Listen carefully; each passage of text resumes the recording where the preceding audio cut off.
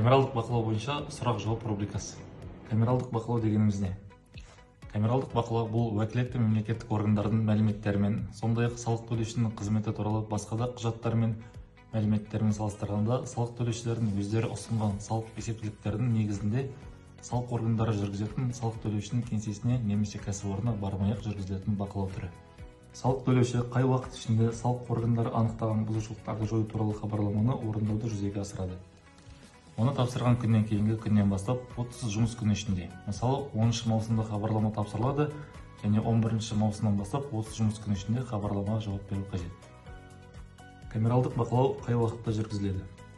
Камералдық бақылау электрондық шот фактураларды жазғаннан кейін және салықтық есептілік нысандарын тапсыру мерзімі өткеннен кейін жүргізіледі. Камералдық бақылаудың мақсаты қандай?